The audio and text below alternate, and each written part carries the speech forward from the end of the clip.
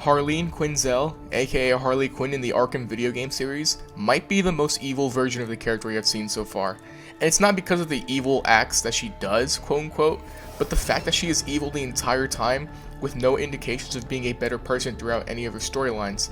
In most other iterations, she usually has a bit of innocence to her in some shape or form, but here, everything she does has some sort of malicious intent. Let's start at the beginning in Batman Arkham Origins.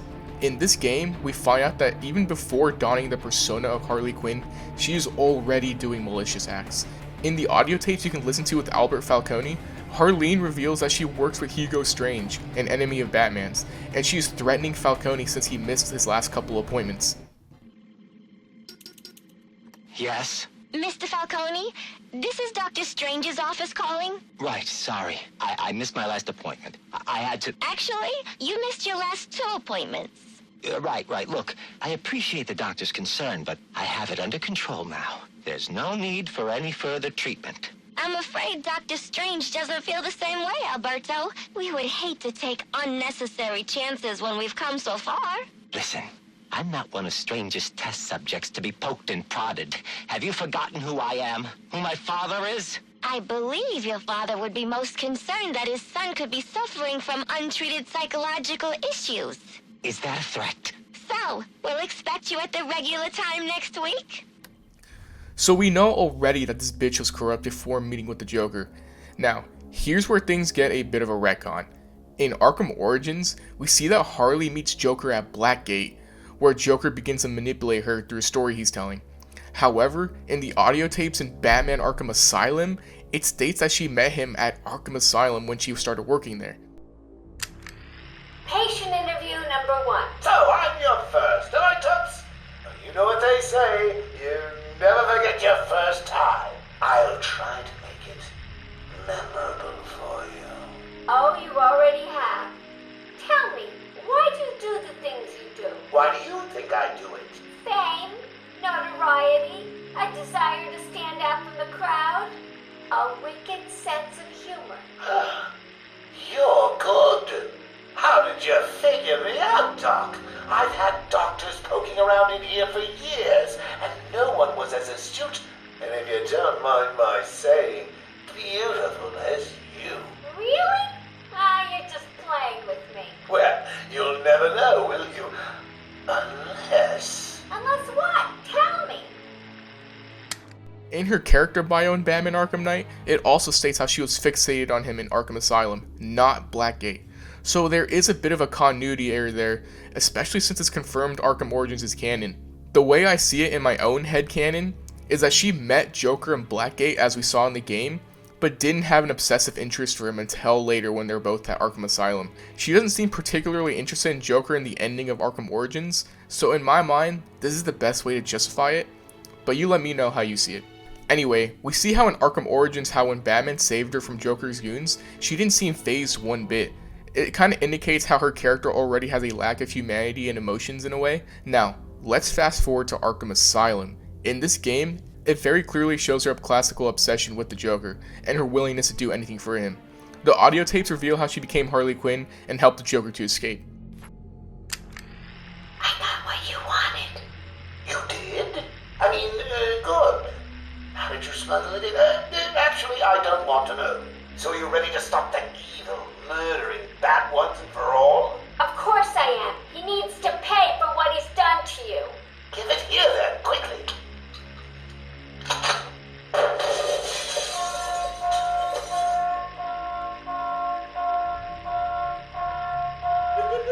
Come on, Doc. We've got ourselves a bat to kill. Doc's outputting. Say hello to your new and improved Harley Quinn.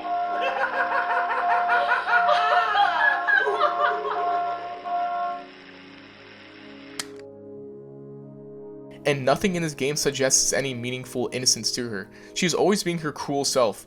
Just to compare her to other versions of the character, like Batman the Animated Series, that show gave her a childlike whimsicality that lets you see her more softer side. In the Arkham games, she has sort of a childlike whimsicality, sure, but it's always shaded by the malicious acts she's always doing. Arkham Asylum is a classic example of that. Now, let's move on to Batman Arkham City.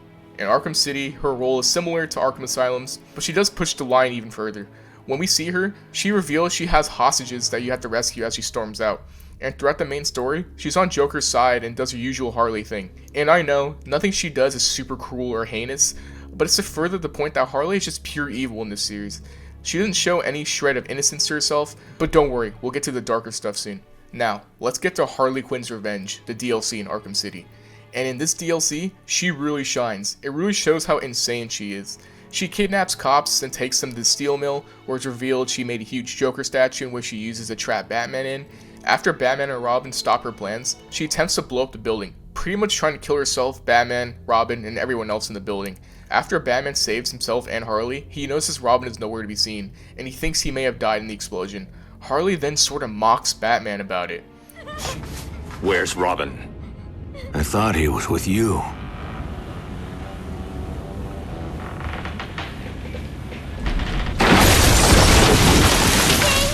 It hurts, don't it? What have you done? Now you know how it feels. She then attempts to sneak attack Batman before Robin stops her. This DLC really just highlights her obsession with Joker. In other iterations, she may get over him and move on to be her own character, but here, she never stops loving him, and it also shows how big of a psychopath she is and how far she's willing to go. And then we see her in Arkham Knight. Her role is kind of different in this game. To start, we see her in her own DLC which takes place prior to the main game, going to Bloodhaven and helping Poison Ivy escape from her cell. In this DLC, she's pretty much killing cops using the living plant things in the game, which is pretty crazy to see. We then find out in her audio tapes in the main game that she forms an alliance with Henry Adams, one of the infected Joker victims, to infiltrate Batman and Robin's hideout in Panessa Studios. We get a little bit more insight on her in this game, like how she laughs at Henry's sick jokes. Who's there? It's Mr. Adams. We spoke on the phone. Oh, come in, but slowly, and keep your hands up. Thank you for agreeing to see me, Miss Quinzel. Well, you said you know something about Mr. J. Start talking. Well, it's not every day I have a gun pointed at my face. It's rather exciting, isn't it? You got about 2 seconds before I blow your wrinkly old brains out.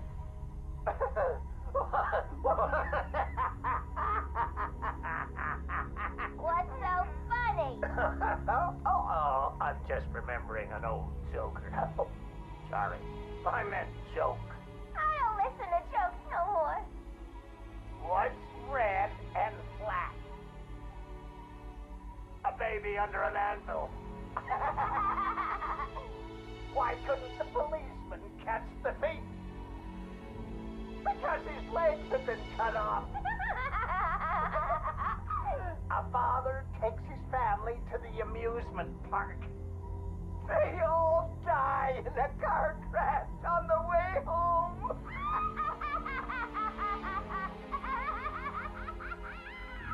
You're real funny. You know, I ain't laughed like that since I miss my pudding. Oh, poor Harley. I've missed you too.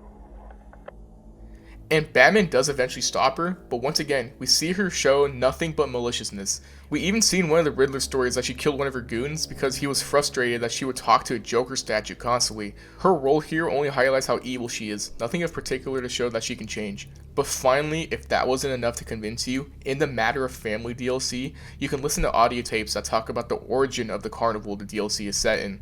It explains how a man named Edward Burke wanted to build a carnival for his sick daughter who has cancer. He met up with a disguised Joker and Harley, who quote-unquote assisted him in building the carnival. And at the same time, Joker and Harley told him that they would help treat his sick daughter. Long story short, once the carnival is finished being built, they stop the treatments for his daughter, and she ends up dying. Joker then gives him pills and tells him that ending his life is the best option, which resulted in a slow, painful death for Edward. Katie died before she could see the park. Jack blamed me and said I should never have taken her to Gotham General in the first place. But how was I to know? He told Dr. Young to triple the dosage of her alternative meds, but that only seemed to make things worse. She died last week, and the pain is unbearable. Dr. Quinzel says it won't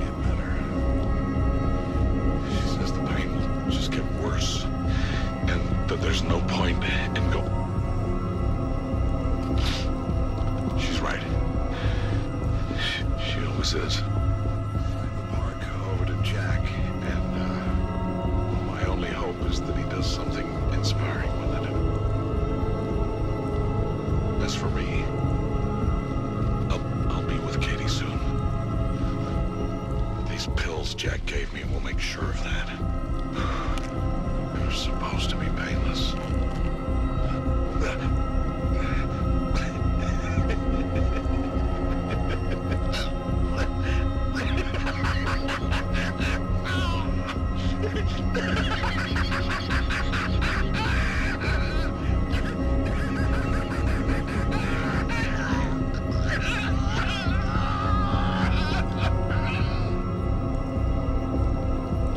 This little tidbit of information really hammers down the point that Harley in this version is an absolute monster. I mean, sure, it was likely Joker's idea and she just went along with it, but the fact that she's an accomplice and shows no sign of empathy or some kind of guilt for what she's done shows that she is potentially beyond saving in this universe. That is pretty much the main story of Harley in the Arkham series. For the majority, she does typical Batman villain things, but there's not one bit of her shown throughout any of it where she is a good person. Even before becoming Harley Quinn, we saw how corrupt she was in Batman Arkham Origins. We see in damn near every other version of her that she has some good about her, such as Injustice, Batman the Animated Series, the Harley Quinn TV show, and so on. It's honestly a pretty unique take on Harley when you consider it all, and that is why I think this makes the Arkham Harley one of the most evil we have seen so far. What do you guys think though? Do you agree? Let me know. And as always, you guys can share, like, leave a comment, subscribe, all of that. I'd really appreciate it. Alright? Have a good day. Goodbye, people.